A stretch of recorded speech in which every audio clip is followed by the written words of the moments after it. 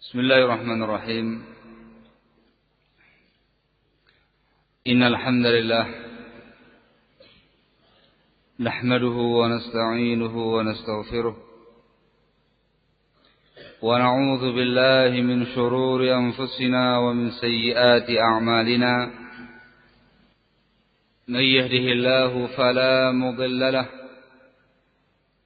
ومن يضلل فلا هادي له.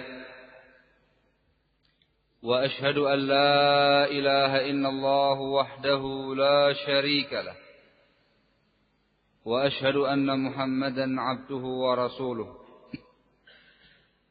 يا أيها الذين آمنوا اتقوا الله حق تقاته ولا تموتن إلا وأنتم مسلمون.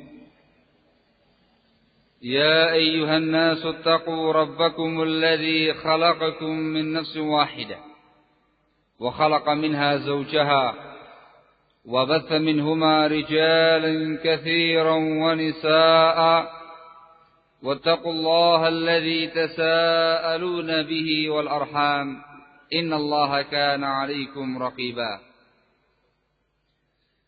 يا أيها الذين آمنوا اتقوا الله وقولوا قولا سديدا يصلح لكم أعمالكم ويغفر لكم ذنوبكم ومن يطع الله ورسوله فقد فاز فوزا عظيما. أما بعد فإن أصدق الحديث كتاب الله وخير الهدي هدي محمد صلى الله عليه وعلى آله وسلم وشر الأمور محدثاتها وكل محدثة بدعة وكل بدعة ضلالة وكل ضلالة في النار. أيها الناس qanitina azzakumullah, di antara kebaikan yang Allah limpahkan kepada umat ini, sekaligus sebagai tanda tersebarnya perkara kebaikan di tengah-tengah umat ini, ialah wujudul ulama bainahum, keberadaan para ulama di tengah-tengah umat.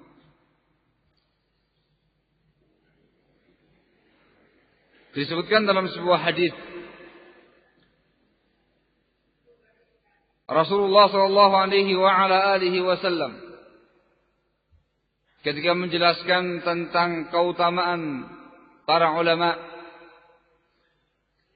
beliau menyatakan wa fadlul alimi 'ala al-'abid ka fadlil qamari 'ala sa'iril kawakib. Dan keutamaan seorang alim dibandingkan dengan seorang abid ahli ibadah diumpamakan seperti keutamaan bulan dibandingkan dengan seluruh bintang-bintang yang ada. Diterangkan oleh Al-Imam Ibnu Qayyim Al-Jauziyah rahimahullah dalam kitabnya Miftah Dari Sa'adah, sisi keutamaan yang disebutkan dalam riwayat ini ialah yang pertama, sisi kemanfaatan. Kemanfaatan seorang alim jauh lebih banyak daripada seorang abid ahli ibadah. Sebagaimana kemanfaatan bulan dirasakan oleh semua makhluk di muka bumi ini, jauh lebih banyak kemanfaatannya daripada bintang-bintang yang ada. Sinar bulan menerangi seluruh alam, sementara sinarnya bintang hanya menerangi dirinya dan sebagian kecil yang di sekitarnya. Begitu pula barakallahu fikum, sisi keutamaan yang kedua ialah dari sisi sinarnya. Kalau kita melihat yang namanya rembulan di malam purnama, maka kita akan menyaksikan sinar rembulan bagaikan sebuah pelita, lentera yang menerangi seluruh alam raya ini. Semua pihak bisa mengambil kemanfaatan daripadanya. Semua pihak bisa mengambil cahaya daripadanya. Maka begitu pula barakallahu fikum wujudul ulama, keberadaan para ulama di tengah-tengah umat ini. Para ulama ialah merupakan pelita umat, lentera bagi umat ini, yang menerangi jalannya umat ini, memberikan bimbingan-bimbingan kepada mereka tentang perkara agama yang dibutuhkan oleh umat ini. Khanatina azakumullah. Bisa kita bayangkan, tatkala rembulan yang tadinya di malam purnama sedemikian terangnya, tiba-tiba menghilang. Entah belum muncul atau tidak ada gerhana atau yang semisalnya, maka tentu yang kita saksikan ialah gelapnya suasana, gelapnya langit, gelapnya bumi. Maka begitu pula barakallahu fikum, ketika para ulama diwafatkan oleh Allah Subhanahu wa taala, tidak ada di tengah-tengah umat ini, maka kondisi umat pun menjadi gelap. Umat pun tidak memiliki yang namanya lampu, lentera, pelita yang menerangi jalan hidup mereka dalam beragama ataupun dalam menjalani urusan duniawiyah mereka. Maka barakallahu fikum, wujudul ulama alamatul khair di hadhil ummah. Adanya para ulama itu merupakan tanda kebaikan untuk umat ini. Mereka lah kepanjangan tangan dari para anbiya wal mursalin. Mereka lah yang meneruskan perjuangan dakwah para anbiya wal mursalin. Mereka lah sebagai perantara antara para anbiya wal mursalin dengan umat ini, yang menyampaikan ilmu-ilmu agama Allah tabaraka wa taala kepada umat dari masa ke masa sampai akhir zaman nanti. Maka barakallahu fikum, sebagai seorang muslim yang baik, tentu dia akan memanfaatkan kesempatan adanya para ulama dengan sebaik-baiknya,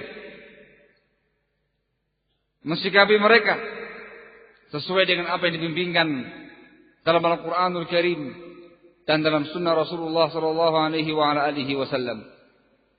Qanitina azakumullah. Maka dengan diadakannya acara semacam ini, diadakannya daurah nasional yang menghadirkan masyayikh dakwah, masyayikh sunnah, para ulama ahli sunnati wal jamaah di negeri kita ini, lambang kebaikan untuk kita, juga lambang kebaikan untuk umat seluruhnya, dan merupakan taufik, kemudahan rahmat dari Allah tabaraka wa taala. Seharusnya kita yang mendatangi para ulama, seharusnya kita yang menghampiri tempat-tempat mereka, seharusnya kita yang bersusah payah duduk bermajlis di tempatnya para ulama, namun dengan kemudahan Allah tabaraka wa taala dan juga dengan kemurahan hati, kemudian dengan kemurahan hati para ulama kita yang meluangkan waktu mereka untuk mendatangi kita, datang kepada kaum muslimin di belahan dunia ini. Sekali lagi ini merupakan kenikmatan yang sangat besar dari Allah tabaraka wa taala, merupakan taufik wal hidayah dari Allah Subhanahu wa taala. Maka seyogyanya bagi masing-masing kita, untuk masing-masing kita memanfaatkan momen-momen yang semacam ini untuk diambil faedahnya sebesar-besarnya. Qanitina azakumullah. Terkait dengan acara yang semacam ini, terkait dengan adanya majalisul ulama, ada dua pihak dalam mensikapi majalisul ulama, dalam mensikapi muhadharah yang diadakan oleh para ulama semacam ini. Pihak yang pertama, jenis yang pertama, ialah pihak-pihak yang tidak mau tahu dengan adanya majalisul ulama mulia semacam ini. Tidak tergerak hatinya untuk mendatangi majelis tersebut, bersimpuh di hadapan para ulama, para masyayikh untuk mengambil ilmu dari mereka. Entah tersibukkan dengan urusan duniawiyah mereka, atau tersibukkan dengan urusan-urusan yang lain. Namun yang paling mengenaskan ialah justru adanya pihak-pihak yang kemudian tidak menyukai adanya acara-acara semacam ini, antipati dengan acara-acara semacam ini. Dan yang lebih mengenaskan lagi, barakallahu fikum, ialah adanya pihak-pihak yang kemudian menggembosi kaum muslimin, menyurutkan semangat kaum muslimin untuk mendatangi tempat-tempat mulia yang semacam ini. Fahadha taksirun fi huquqil ulama. Ini merupakan tindakan taksir, mengabaikan hak-hak para ulama. Muncul dari orang-orang yang tidak mengetahui keutamaan para ulama, tidak mengetahui bagaimana mulianya majalisul ulama, majelisnya para ulama, tidak memahami bagaimana mulianya majelis ilmu yang diambil langsung dari para ulama. Adapun yang orang-orang terakhir tadi adalah tipe orang-orang yang pada hati mereka ada penyimpangan, ada penyakit hati, dan itu merupakan tanda-tanda menyimpangnya seseorang dari shiratal mustaqim. Ketika terpatri dalam hatinya kebencian kepada para ulama, antipati kepada para ulama, atau justru melarang orang lain untuk menghadiri majalisul ulama. Hada sinfun, satu jenis orang. As-sinful tsani, jenis yang kedua, barakallahu fikum, ialah seseorang yang memiliki semangat tinggi menyambut datangnya para ulama dengan gembira, dengan ceria, dengan penuh kegembiraan, menyiapkan dirinya jauh-jauh hari untuk bisa mengambil kesempatan menghadiri majalisul ulama, mengambil faedah ilmu dari para ulama, semangat untuk datang ke tempat-tempat yang semacam ini untuk bertemu dengan para ulama. Rela mengorbankan harta, rela mengorbankan waktu, rela mengorbankan apa yang dia miliki untuk bisa duduk bersimpuh di hadapan para ulama. Mereka ini, barakallahu fikum, adalah orang-orang yang terpatri di hati mereka mahabbatul ulama, kecintaan kepada para ulama, terpatri pada hati mereka hubbul ilmi wa majalisihi, kecintaan kepada ilmu dan majlis-majlis ilmu. Maka mudah-mudahan, barakallahu fikum,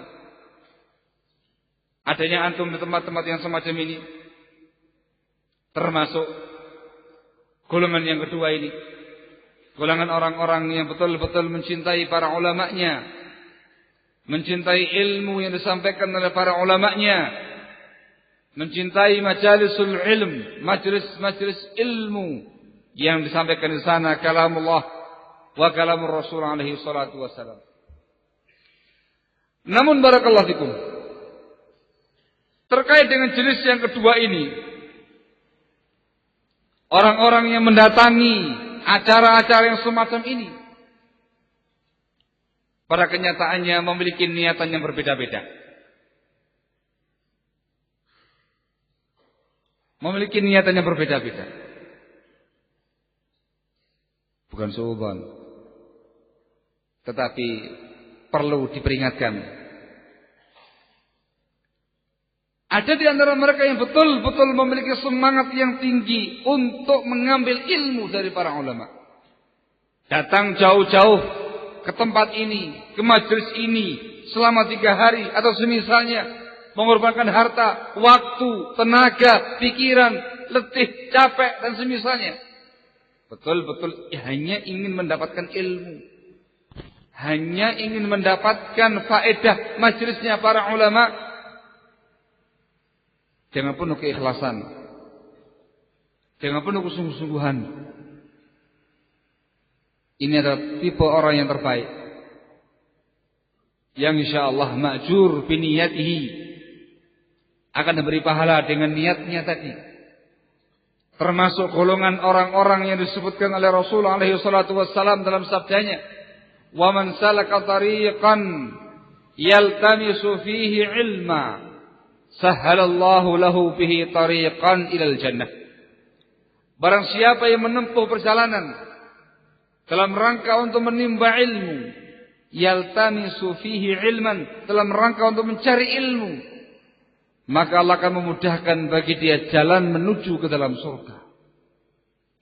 Tipe yang pertama inilah tipe orang-orang yang berupaya mencontoh da'bus salaf, kebiasaan salafun salih rahimahumullahu ta'ala, melakukan yang namanya rihlah ilmiyah, menempuh rihlah perjalanan untuk mendapatkan ilmu syar'i dari tempat yang jauh ke majalisul ilmi wal ulama untuk mendapatkan ilmu semata. Kita semuanya tahu di antara sunnah muttaba'ah, sunnah yang diikuti, sunnatul anbiya wal mursalin, sunnahnya para nabi dan para rasul, dan sunnah salafin salihin, sunnah salafun salih, ialah rihlah ilmiah. Rihlah mengadakan sebuah perjalanan dalam rangka untuk mengambil ilmu agama Allah, dalam rangka untuk mencari ilmu agama Allah. Ini merupakan sunnahnya para nabi. Antum perhatikan kisah Nabiullah Musa alaihi salatu wassalam yang diabadikan dalam Al-Quranul Karim di Al-Kahfi. Rihlah beliau menuju ke Khadir alaihi salatu wassalam. Rihlah ilmiah dilakukan Nabiullah Musa alaihi salatu wassalam untuk menemui Khadir alaihi salam. Dikarenakan pada Khadir ada ilmu-ilmu yang tidak diberikan Allah kepada Nabiullah Musa alaihi salatu wassalam. Maka beliau pun mengadakan rihlah, menyiapkan bekal, membawa seorang pelayan menemani beliau. Dan dikatakan dalam Al-Quranul Karim, "Falan abraha hatta ablugha majma'al bahraini aw amdiya huquba." Dan aku terus akan berjalan, kata Nabiullah Musa, hatta ablugha majma'al bahrain, hingga aku akan mencapai pertemuan dua laut, aw amdiya huquba, atau aku akan terus berjalan selama huquba. Huquba ada yang memaknakan 80 sanah, 80 tahun lamanya. Ada pula yang memaknakan huquba ay sinin adidah, bertahun-tahun lamanya, dengan tanpa menyebutkan waktu. Ini semangatnya beliau. Aku akan berjalan untuk menemui Khadir hingga aku mencapai Majma'al Bahrain, bertemunya dua lautan, tempat yang dijanjikan oleh Allah. Atau kalau tidak ketemu, aku akan berjalan terus rihlah walaupun harus saya tempuh 80 tahun lamanya. Dengan pendapat sebagian ulama, atau bertahun-tahun lamanya, waktu yang sangat panjang, dengan keterangan ulama yang lain. Padahal barakallahu fikum, para ulama kita semuanya telah sepakat Nabiullah Musa alaihi salatu wassalam afdal min Khadir alaihi salatu wassalam. Nabi Musa itu lebih afdal, lebih utama daripada Nabi Khadir alaihi salatu wassalam. Nabiullah Musa termasuk kalimur rahman. Nabiullah Musa termasuk ulul azmi dari kalangan para anbiya wal mursalin. Namun posisi beliau sebagai orang yang lebih afdal, yang lebih utama, tidak menghalangi beliau untuk rihlah ilmiah, safar untuk mendapatkan ilmu, mengambil ilmu dari orang yang lebih bawah keutamaannya, lebih sedikit keilmuannya. Itulah sunnah para anbiya wal mursalin. Safar panjang rihlah ilmiah untuk mendapatkan ilmu semata. Barakallahu fikum. Dan perhatikan baik-baik ketawaduan Nabiullah Musa alaihi salatu wassalam. Datang ke majelis seseorang yang beliau lebih utama daripada dia, yang beliau lebih alim daripada dia. Namun dikarenakan majelis orang tersebut, di sini Khadir alaihi salatu wassalam, di sini disampaikan ilmu-ilmu yang tidak beliau miliki, maka beliau pun menyempatkan waktu walaupun lama untuk mendapatkan ilmu tersebut. Itulah kebiasaan para anbiya wal mursalin. Rihlah ilmiah untuk mendapatkan ilmu. Ini pula merupakan da'bus salaf. Kebiasaan salafun salih. Kebiasaan para sahabat radhiyallahu taala anhum ajma'in, para tabi'in, para atba'ut tabi'in, dan demikian seterusnya dari masa ke masa sampai sekarang dan sampai yaumul qiyamah. Kebiasaan salaf dan orang-orang yang kembali pada salafun salihin. Anda perhatikan kisah Ibnu Abbas radhiyallahu taala anhuma, sahabiyun jalil, ibnu ammi Rasul alaihi salatu wassalam, sepupunya Rasulullah sallallahu alaihi wasallam, min ahlul bait, termasuk ahlul bait Alu Abbas, orang yang dikatakan mulia nasabnya, ningrat marganya, sangat dekat dengan Rasul alaihi salatu wassalam, ahlul bait. Orang sekarang bilang habib, gitu ya. Para habib. Beliau punya semangat yang sangat membaca di dalam menimba ilmu agama Allah.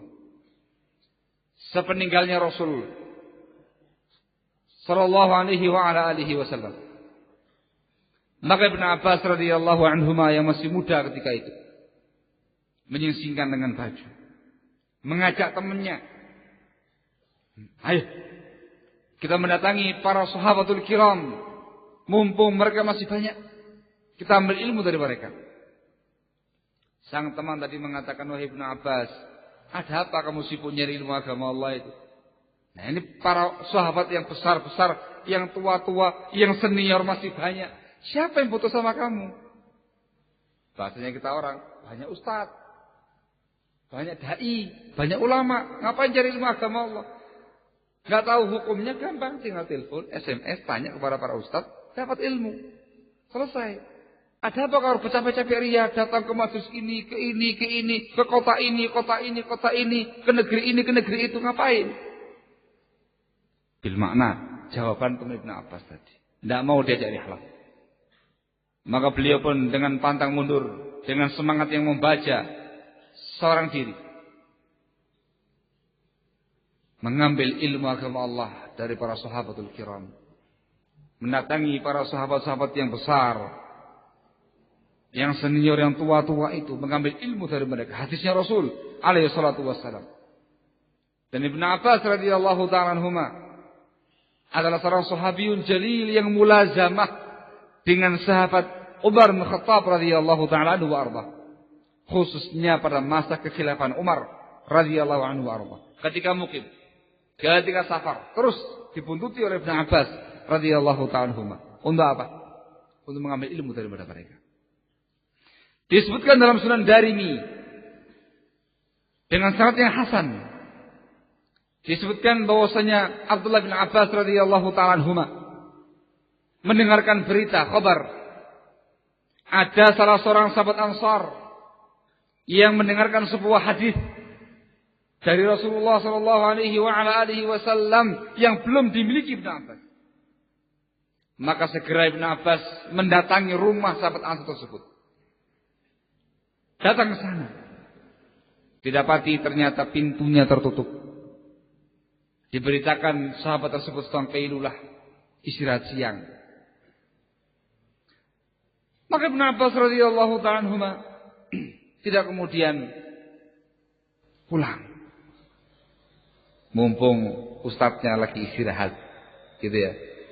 Ada kesempatan untuk pulang dulu. Ditunggu oleh beliau. Ditunggu di depan pintu sahabat yang mulia tadi. Sampai ketiduran Ibnu Abbas radhiyallahu ta'ala di depan pintu sahabat yang mulia itu. Kalau sekarang ketiduran di emperan rumahnya ustadz gitu. Kalau orang nggak paham siapa dia, dikiranya coba diam aja. Dikiranya apa? Kalau ada orang yang tidur di emperan rumah orang, dikiranya orang yang nggak waras. Tapi itulah yang dilakukan oleh Ibnu Abbas radhiyallahu ta'ala anhuma. Semangat yang sangat tinggi untuk mendapatkan ilmu dari beliau. Ketika sahabat tersebut bangun, membuka pintunya, kaget. Di depan pintunya ada sahabat yang mulia Ibnu Abbas radhiyallahu ta'ala anhuma, sepupunya Rasulullah sallallahu alaihi wasallam. Dibangunkan. Ada perlu apa wahai Ibnu Abbas? Kenapa kamu enggak mengutus orang lain saja menemui saya? Saya akan datang pada kamu. Dikatakan saya datang ke sini untuk mengambil hadis yang kau dengarkan dari Rasulullah sallallahu alaihi wasallam yang aku belum mendapatkannya. Kata sahabat tadi, utus orang lain kepada saya. Tidak usah langsung ke sini. Nanti aku yang datang kepada antum, gitu ya. Bahasanya antum ya. Kepada antum wahai Ibnu Abbas radhiyallahu ta'ala anhuma. Maka beliau pun mengucapkan sebuah kalimat yang masyhur di kalangan para ulama. Al-ilmu yu'ta wa la ya'ti. Yang namanya ilmu didatangi, bukan mendatangi. Maknanya sayalah selaku talib, selaku murid, selaku pencari ilmu yang wajib dan berhak datang ke tempatnya para guru, para ustadz, para ulama, para masyayikh. Wah, kata semangat beliau tanpa kenal lelah, mengorbankan harta, waktu, dan akhirnya Allah pun tabaraka wa ta'ala memberikan anugerah ilmu kepada Ibnu Abbas radhiyallahu anhuma, dan beliau menjadi habrul ummah, alimnya umat ketika itu. Al-bahr fil ulum, samudra ilmu. Dan pada masa tuanya beliau menjadi seorang sahabi yang banyak meriwayatkan hadis Rasul sallallahu alaihi wasallam dan menyampaikan ilmu kepada umat. Umat setelah itu membutuhkan ilmu Ibnu Abbas. Sepeninggal para sahabat yang besar, yang senior, yang tua, ganti generasi para sahabat yang dulunya muda sekarang menjadi tua. Umat kemudian butuh kepada ilmu Ibnu Abbas radhiyallahu ta'ala anhuma, dan juga ilmu-ilmu sahabat yang lain yang masih panjang umurnya ketika itu. Majelis Ibnu Abbas, majelis yang sangat besar. Di sana disampaikan ulumun syatta, beragam ilmu agama Allah. Semua orang mengambil ilmu dari beliau. Para syuara datang ke masjid beliau, belajar ilmu syair kepada beliau. Para nuhat, ahli nahwu, ahli bahasa datang kepada beliau, menimba ilmu daripada beliau. Para ahli hadis yang ingin menginginkan hadisnya Rasul sallallahu alaihi wasallam datang ke tempatnya beliau. Orang-orang ingin memahami fikih, pemahaman tentang hadisnya Rasul sallallahu alaihi wasallam datang kepada beliau. Semua bidang ilmu diajarkan tempatnya beliau. Maka teman Ibnu Abbas yang dulu diajak itu, begitu menyaksikan dan melihat majelis Ibnu Abbas yang sangat besar tadi, semua orang bisa mengambil ilmu dari beliau dari semua bidang ragam ilmu. Dia mengatakan, kana hadzal fata aqala minni. Dulu pemuda ini lebih cerdas daripada saya. Itulah penyesalan ya, kawan. Bukan di awal, tapi di akhir. Bahasa kita sambil gigi jari gini ya. Allahul musta'an. Ini ustaz, teman saya dulu. Teman main saya. Dulu ya bermain-main sama ustaz ini gitu. Sekarang Masya Allah ustaz besar. Saya begini-begini aja. Ya Alhamdulillah masih taklim. Itu bahasa sebagian orang. Sebagian lagi yang lainnya lagi sedang ngurusi, sibuk dengan dunianya. Tapi dia merasa senang punya teman lama jadi ustaz gitu loh. Allahul musta'an. Intinya barakallahu fikum, yang namanya rihlah ilmiah itu merupakan sunnatus salaf. Sunnah salafun salih rahimahumullahu ta'ala. Dan antum jangan tanya lagi bagaimana semangatnya para ulama sunnah setelah zaman sahabat radhiyallahu ta'ala anhum ajma'in dalam rihlah ilmiah. Perkara yang lumrah dan biasa di kalangan para ulama kita. Seorang talibul ilmi, pencari ilmu ketika itu keliling dunia berkali-kali untuk mendapatkan ilmu dari para ulamanya masing-masing. Dia mengambil ilmu dari tempatnya, dari negaranya terlebih dahulu. Dia kuasai semua ilmu-ilmu ulama negerinya. Setelah itu keluar ke mancanegara. Yang dari Irak berangkat ke Syam, mengelilingi semua wilayah Syam, mengambil ilmu dari ulama Syam. Berangkat lagi ke Mesir, mengambil ilmu dari ulama-ulama Mesir. Berangkat ke Hijaz, mengambil ilmu dari ulama Makkah dan Madinah. Berangkat ke Yaman, mengambil ilmu dari ulama Yaman. Berangkat ke Khurasan, ke ini, ke itu, terus keliling dunia dalam rangka untuk menimba ilmu agama Allah. Ketemu dengan masyayikh, ketemu dengan ulama langsung, mengambil ilmu dari mereka, nulis ilmu dari mereka, munawarah, dialog ilmiah, munaqasyah dengan mereka. Pulang lagi ke daerahnya. Di tempatnya dia kumpulkan ilmu tadi. Dia sampaikan kepada umat di tempatnya dia. Tidak berapa lama, pergi lagi. Yang kedua kalinya, yang ketiga kalinya, masing-masing dengan kemudahan yang diberikan oleh Allah Subhanahu wa taala. Saya bisa antum bayangkan barakallahu fikum pada masa dahulu enggak ada pesawat. Jangan terbayangkan dari Irak ke Syam paling setengah jam pesawat. Banyak hotel dan segala macam. Tidak ada ya, Pak. Antum bayangkan tempo dahulu. Serba tidak ada. Kendaraan hewan, onta, kuda, himar. Bahkan seringkalinya jalan kaki. Dari sebuah negara ke negara yang lain. Irak, Syam, sangat jauh. Seberang.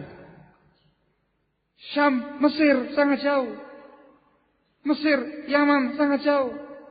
Yaman, Hijaz, lumayan dekat. Ya baik pesawat. Ya jalan kaki, ya juga sangat jauh.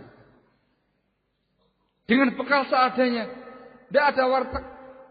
Tidak ada rumah makan Padang. Tidak ada rumah makan Sunda. Atau yang semisalnya. Tidak ada hotel. Tidak ada apa. Yang dibawa ialah bekal yang mereka bawa masing-masing. Tidurnya di sebarang tempat. Di bawah pohon.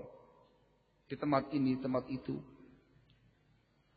Hakata para ulama. Rihlah ilmiah. Itu sunnatus salaf barakallahu fikum. Maka orang-orang yang mendatangi tempat semacam ini, acara semacam ini, mendatangi majalisul ulama semacam ini dengan penuh keikhlasan dan betul-betul hanya ingin mengharapkan ilmu syar'i, faedah ilmu dari para ulama, nasihatnya para ulama, mudah-mudahan mendapatkan apa yang dibawakan tadi. Rihlah ilmiah, pahala besar, salaka tariqan, menempuh jalan untuk mencari ilmu, diberi keutamaan, dimudahkan nanti dia yaumul qiyamah jalan menuju ke surganya Allah Taala, dan dia mengikuti jejak yang salafun salih. Ini niatan pertama. Dan seharusnya inilah niatan antum datang ke sini. Sudah capek, apalagi yang dari jauh-jauh, dari luar Jawa, entah Sumatera, entah Kalimantan, entah Sulawesi, entah Irian, entah Timur-Timur, kemana. Atau yang dari Jawa Timur, atau yang dari Jawa Barat. Atau walaupun yang dari Jawa Tengah sendiri, dari Jogja sendiri. Sudah capek mengeluarkan harta, waktu, tenaga, mondok 3 hari di masjid, antrian panjang, toiletnya dan segala macamnya, mungkin tidak mandi dalam sehari, mungkin, atau yang semisalnya. Ini semua perjuangan barakallahu fikum, pengorbanan barakallahu fikum. Maka niatkan ikhlas datang kemari. Niatkan untuk menimba ilmu agama Allah datang kemari. Sehingga antum bisa meraih pahala sebesar-besarnya. Pahala di majlis ilmu, pahala talabul ilmi, pahala rihlah ilmiah. Dan pahala ittiba' al-anbiya wal mursalin. Pahala ittiba' salafun salihin. Mengikuti jalannya para anbiya wal mursalin dan mengikuti jalannya para salihin. Niatannya kedua, diingatkan barakallahu fikum. Ialah datang ke tempat-tempat majalisul ilmi semacam ini bukan dalam rangka untuk keikhlasan dia menimba ilmu agama Allah. Tapi murni datang ke sini hanya untuk memanfaatkan momen besar untuk menambah kantong tebal.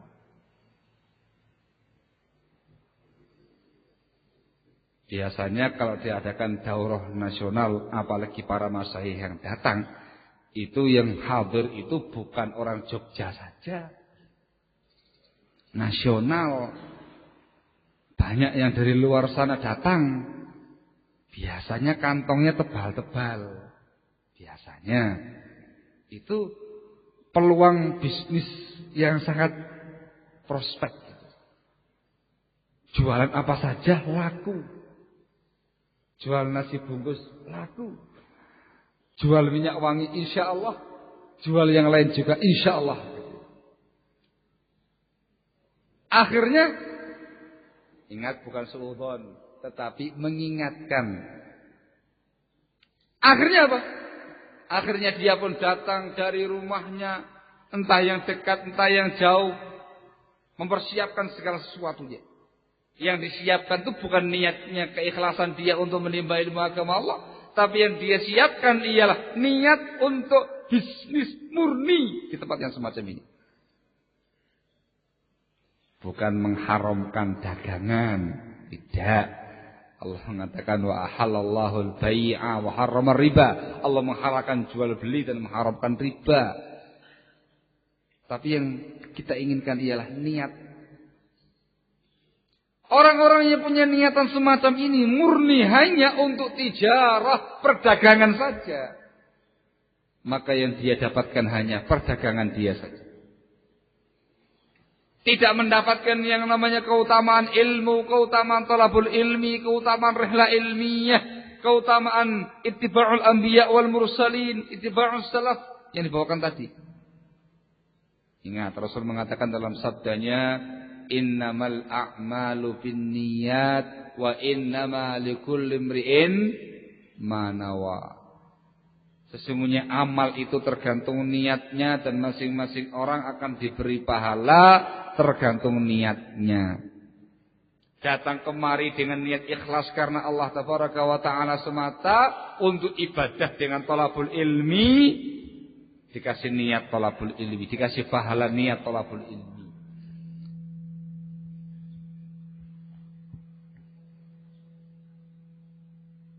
Dan sebaliknya, datang kemari dengan niatan murni khusus atau hanya untuk tijarah, dagang saja, kesempatan emas untuk mempertebal kantong, maka dia pun juga mendapatkan apa yang dia niatkan. Untung besar itu yang dia dapatkan, untung sedang itu yang dia dapatkan. Tidak untung sama sekali, itulah yang dia niatkan. Yang dia niatkan akan diberikan oleh Allah Taala. Ini yang kita katakan eman-eman, ya. Orang yang merugi. Di saat yang lainnya meraih pahala besar selama 3 hari di majelis mulia semacam ini. Dia, ya kalau meraih untung besar masih lumayan, dunianya dapat. Nah kalau sudah capek dari sana, persiapan ini, persiapan itu, dan segala macamnya, pahala hilang, untung nggak kunjung datang, itu namanya rugi dunia akhirat. Iman-iman barakallahu fikum. Kesempatan semacam ini dimanfaatkan baik-baik. Lalu bagaimana kiranya dengan adanya sebagian pihak, Ustaz, ya tidak bisnis murni Ustaz. Ya ikut taklim juga. Waktunya taklim ya taklim. Waktunya istirahat dagangan Ustaz. Apa enggak dapat pahala? Diterangkan oleh para ulama barakallahu fikum terkait dengan adanya niatan-niatan duniawiyah yang bercampur pada niatan-niatan ukhrawiyah. Itu tergantung mana yang dominan. Kalau yang lebih dominan itu niatan akhiratnya, niatan belajarnya, niatan mengambil ilmunya, niatan thalabul ilminya, dagangan cuma sampingan, maka insya Allah mendapatkan pahala thalabul ilmi dan mubah bagi dia untuk mendapatkan urusan duniawi. Tapi kalau sebaliknya, yang dominan itu niatan untuk mendapatkan dunia, yang dominan niatan untuk bisnis, taklim sampingan, Ustaz. Ya yang dia dapatkan ya niatan duniawi. Taunya ciri-ciri sampingan bagaimana itu?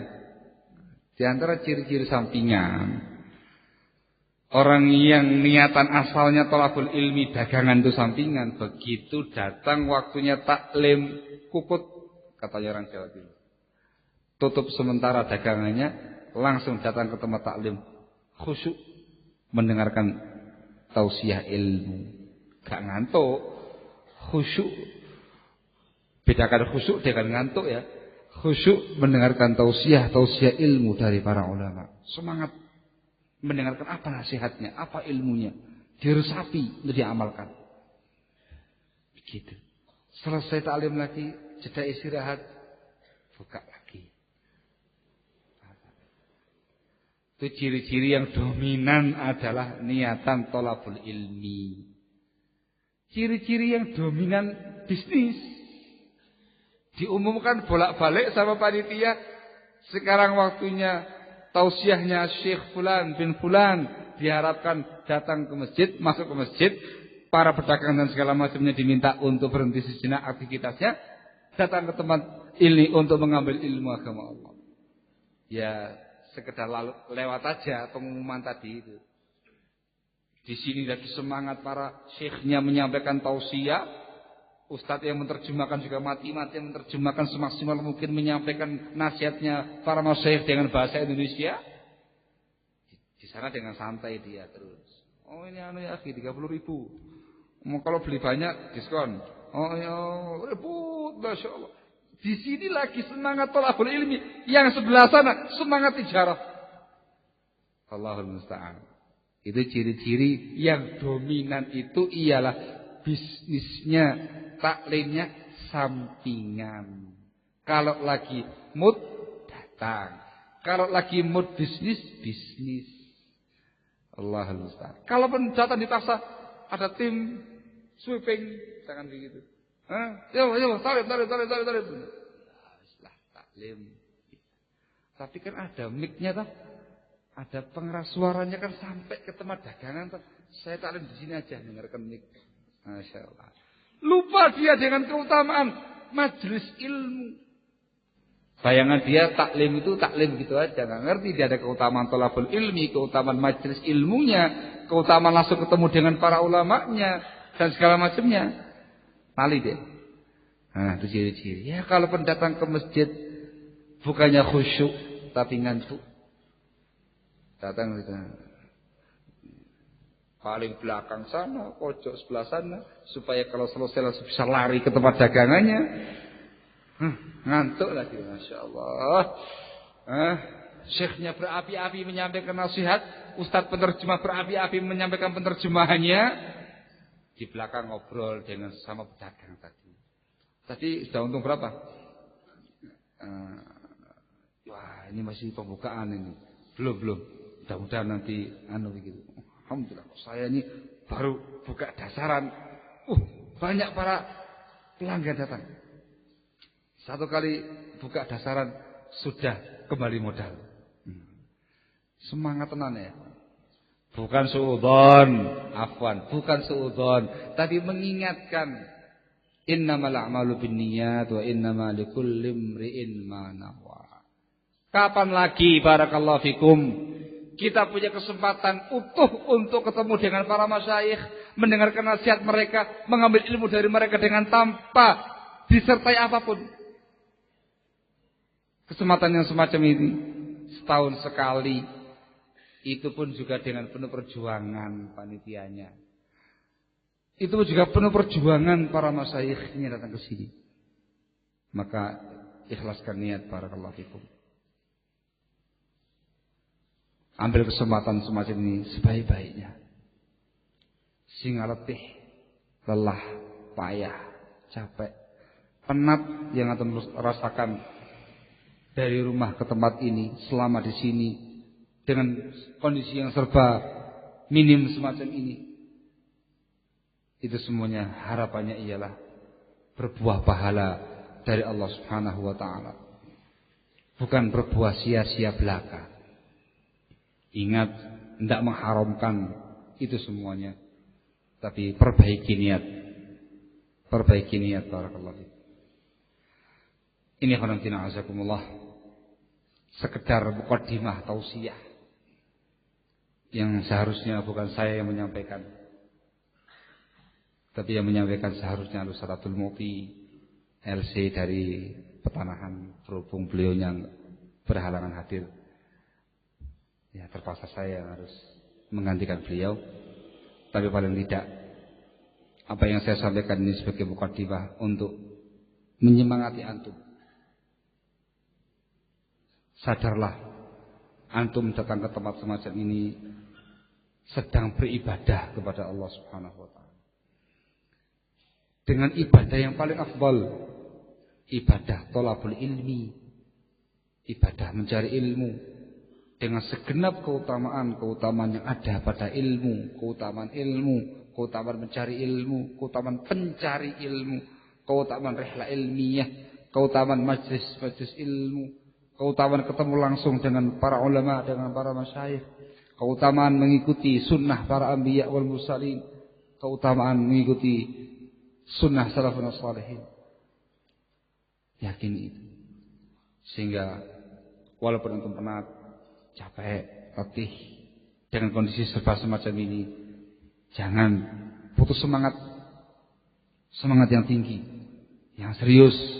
Dengarkan baik-baik nasihatnya para ulama, ambil faedah daripadanya untuk keberlangsungan aktivitas kehidupan kita sehari-hari di dunia ini. Mudah-mudahan apa yang saya sampaikan ini bermanfaat untuk diri saya pribadi dan juga untuk antum semua. Tidak berlama-lama saya di depan antum, sebab antum untuk persiapan untuk mulai acara masyayikh ini, pembukaan ini dari mulai hari ini sampai hari Senin nanti. Semoga diberi taufik wal hidayah dan kemudahan dari Allah Taala untuk bisa mengikutinya sampai akhir acara dengan lancar, dengan penuh keikhlasan dan penuh semangat. Amin ya rabbal alamin. Saya cukupkan sekian saja. Subhanaka wa bihamdika asyhadu an la ilaha illa anta astaghfiruka wa atubu ilaik. Walhamdulillahirabbil alamin.